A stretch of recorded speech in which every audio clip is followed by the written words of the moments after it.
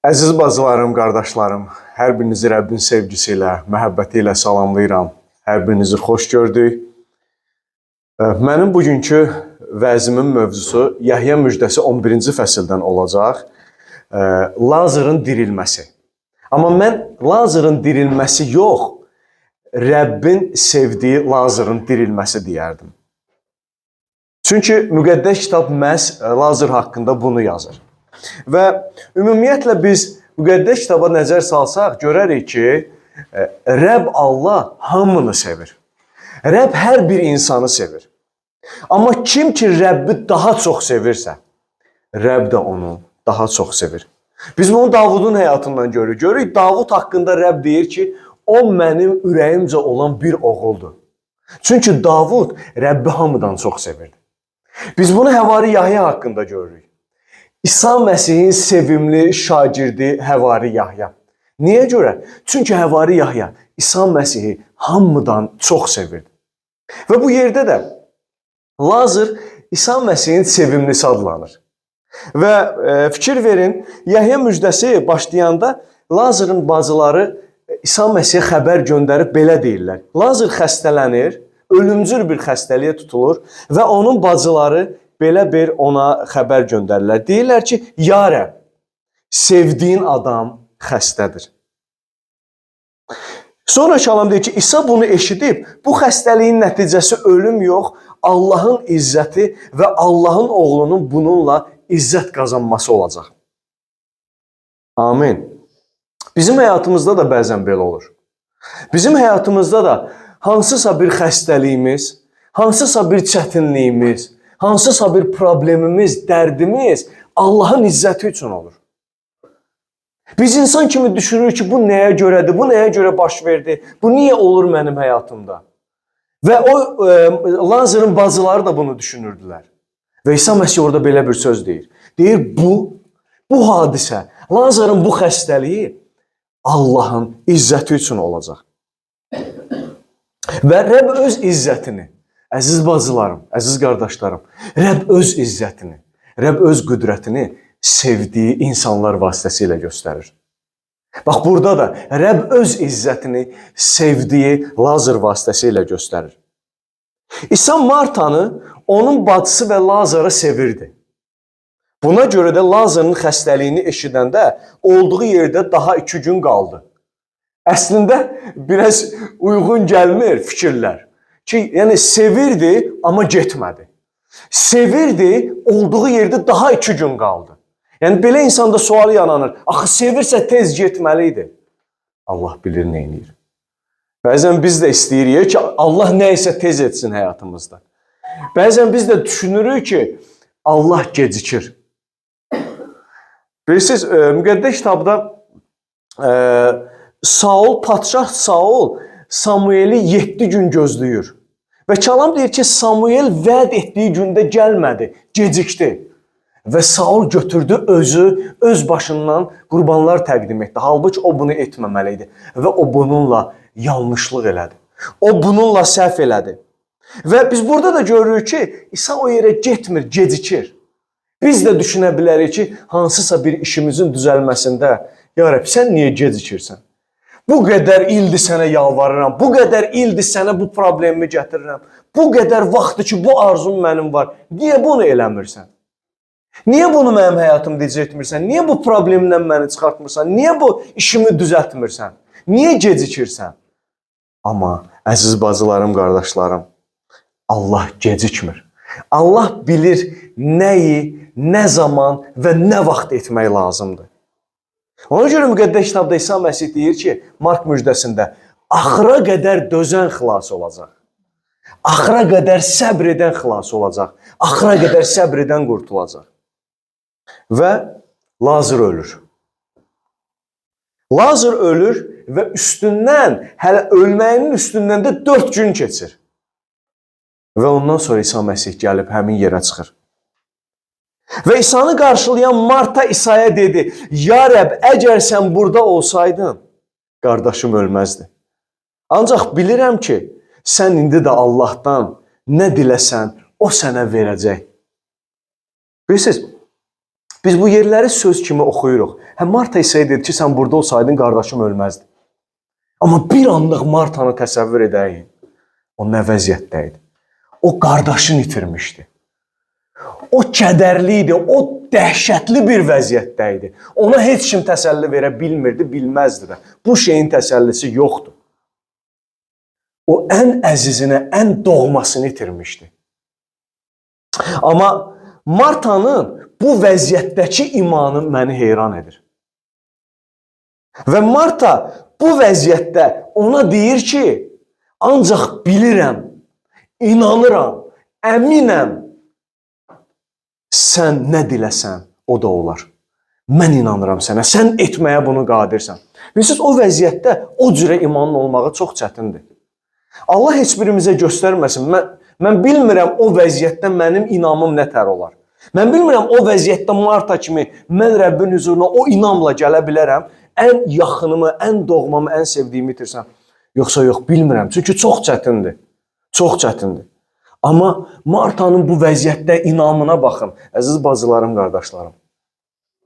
Qardaşını itirmiş, kədər, qəm içində olan, dərd içində olan bir qadın İsa'ya deyir, bilirəm, sən qadirsən. Mən inanıram, sən dirildə bilərsən qardaşımı. İsa ona dedi, qardaşın diriləcək. Bilirsiniz Marta burada nə deyir? Deyir, bilirəm ki, dirilmə zamanı son gündə diriləcək. Bu da maraqlı cavabı idi. Bilirsiniz, biz insanlara bu sualı, bu cavabı versək, bir ölüsü ölən insana biz yaxınlaşıb desək ki, sənin oğlun, sənin qızın, sənin qardaşın atanla diriləcək. O heç vaxt bizə deməz, bilirəm, son gündə diriləcək. Amma Marta bunu da bilirdi. O bilirdi ki, bəli, son gündə bütün insanlar dirilib Allahın huzurunda dayanacaqlar. Bu axirətdir, bu sondur. Amma İsa orada bunu Martaya demək istəmirdi. Burada İsa Martaya başqa şey deyir. İsa ona dedi, dirilmə və həyat mənəm. Mənə iman edən ölsə də yaşayar. Yaşayıb mənə iman edən də heç vaxt ölməz. Buna inanırsanmı? Bəli, İsa Məsih dirilmədir. İsa Məsih həyatdır. İsa Məsih ölümün hakimidir. İsa deyir ki, sən fiziki ölsən, mənim sayəmdə əbədi yaşayacaqsan. Yaşayıb iman etsən, əbədi mənimlə yaşayacaqsan və ölməyəcəksən. Əbədi ölməyəcəksən. Buna inanırsan, çoxları inanmırlar. Çoxları İsa Məsihin bu sözünə inanmırlar. Onlar qəbul edə bilmirlər ki, dirilmə İsa'dır. Əbədi həyat İsa'dır. Xilas verən İsa Məsihdir. Çoxları buna inanmırlar. Bilirsiniz, dünən İncil verdiyim bir insanla danışıram. Mən ona müjdələmişəm, mən ona İsa Məsih haqqında çox danışmışam. Onu hətta toplantıya dəvət etdim. Dedim, sabah bizim toplantımız var. Səni də dəvət edirəm, istəyirsən buyur gəl. O mənə qayıtdı, dedi ki, yox qardaş, mənim öz inancım var. Yəni, çox sağ ol təklifinə görə mən İncili sadəcə oxumaq istəyirəm, amma mənim öz inancım var. Bilirsiniz, mən o insana Adəmin günahı etməsi, Musanın günah qurbanı təqdim etməsi, İsa Məsihin günahı öz üzərinə götürüb, çarmıxa çəkilib, Adəmin etdiyi günahı təzdən ağaca qaytarmasına kimi, yaradılışdan deyir, vəhiyyə kimi demək olar ki, o insana danışdım. Amma sonu nə idi? O insan buna inanmadı. Əlbəttə, hər bir insanın öz əlindədir. Ona görə, əziz bacılarım, qardaşlarım, xilas bizim öz əlimizdədir. Biz istəsək, iman etsək, inansaq, xilas olarıq. İsa Məsihi qəbul etsək, ona həyatımızı versək, xilas olarıq. Yox və xilas olmayacaq. Məni qısqanclıq bürüdü həqiqətən bu insanın bu sözlərinə ki, axı niyə? Niyə insan xilas olmaq istəmir? Niyə insan dəyişilmək istəmir? Niyə insan xoşbəxt olmaq istəmir? Niyə? Çox təəssüflər olsun ki, insanlar istəmirlər. Və İsa deyəndə ki, Marta, buna inanırsan ki, dirilmə və həyat mənəm. Marta ona cavab verdi. Bəli, ya Rəbb, inanıram. İnanıram ki, dünyaya gəlməli olan Allahın oğlu Məsih sənsən. Bu da möhtəşəm cavabı idi. Həqiqətən çox gözəl cavabı idi. O dedi ki, bəli, inanıram. Bugün məni eşidən sən inanırsanmı? İnanırsanmı dünyaya gəlməli olan Allahın oğlu məhz İsa Məsih odur? İnanırsanmı ki, xilaskar odur? Buna inanırsan? Bilirsən, Allah Müqəddəs İncil kitabında, Bibliyada demirik, kör-körənə inan. Və yaxud da biz də heç vaxtda heç kimə demirik ki, bilirsən, inanmalısan budur, vəssalam, xeyr. Həmişə deyirik ki, qardaşım, bacım, get oxu, araşdır, axtar, soruş, dua elə. Döy qapını, çağır Allahı. Çünki Müqəddəs kitabda Allah deyir, məni axtarsaz tapacaqsınız. Qapını döysəz, sənin üçün açılacaq. Döy, istə Allahdan, deyiləm, mən başa düşmürəm. Mən istəyirəm ki, bunu başa düşüm, dərk edim, mənə bu çatmır, qəbul edə bilmirəm. Allah səni açacaq, əgər belə etsən. Allah sənə özünü tanıdacaq. Allah sənə özünü dərk etdirəcək, əgər sən bunları etsən. Və bu sözdən sonra Marta İsa'ya heç nə demir. Və Kəlam deyir ki, Marta gedib bacısı Məryəmi gizlincə çağırdı və dedi, müəllim buradadır, səni çağırır. Əziz bacılarım, qardaşlarım, İsa Məsih bugün buradadır, o səni çağırır. Allah bugün buradadır, o səni çağırır ki, onun yanına gələsən. Ona iman edəsən, ona həyatını verəsən, onunla görüşəsən. Allah hər bir insanı çağırır. Bütün dünyada fərqi yoxdur. Rəngindən, dilindən fərqi yoxdur. Hər bir insanı Allah çağırır.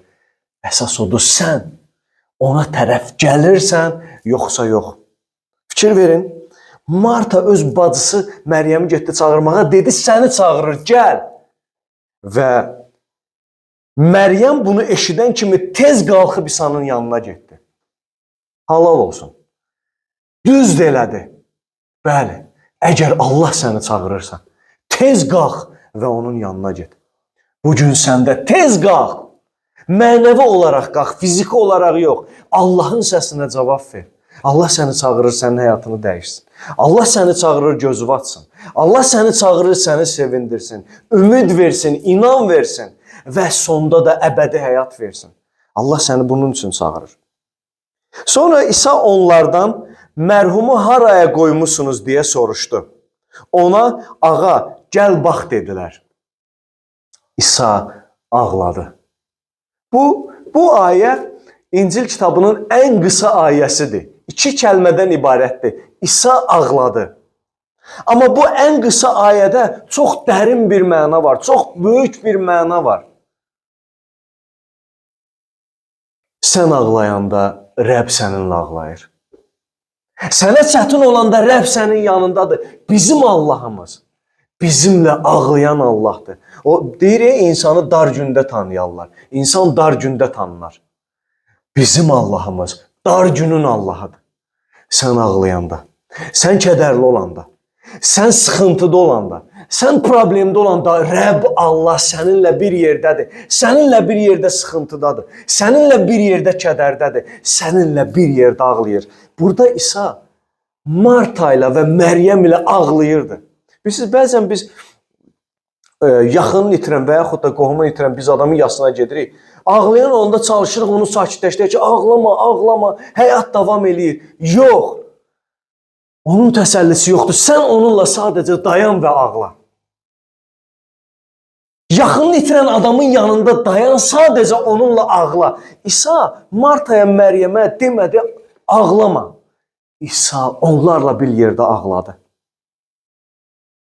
Bilirsiniz, ola bilsin ki, biz fikirləşək ki, İsa ağlayana kimi nəsə edə bilməzdi ki, bəli, edə bilərdi. Elə oradakı insanlar da belə fikirləşirlər. Deyir ki, onda Yahudilər, bax onu necə də sevirmiş söylədilər.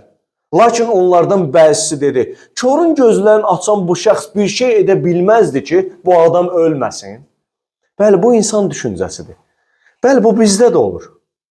Bəzən biz də belə düşünürük ki, ya Rəbb, elə edə bilərdin ki, bu şey olmasın həyatımızda. Elə də bilərdin ki, mən bu problemə düşməyim. Yəni elə də bilərdin ki, mən bunu yaşamayım. Edə bilərdin də sən bunu. Niyə eləmədin? Allah izzətlənsin. Allah izzətini göstərsin. Allah bunun vasitəsilə sənə, mənə, bizə nə isə öyrətsin, bizi qüvvətli eləsin. Biz bunu bilmirik. Müqəddəs kitaba biz baxanda görürük ki, İsa şagirdlərin ayağını yumaq istəyəndə Peter ona mane olmaq istəyir. İsa Məsih deyir ki, nə edirəmsə sən indi bilməzsən. Ola bilər bəzən bu gün bizim həyatımızda da bəlkə Allah nəsə edir, biz bunu bilmirik.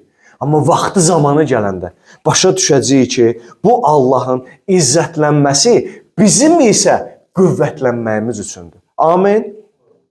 Sonra İsa nə deyir? İsa daşı götürün dedi. Mərhumun bacısı Marta ona dedi. Ya Rəbb, artıq iyilənib, çünki öldüyü 4 gündür.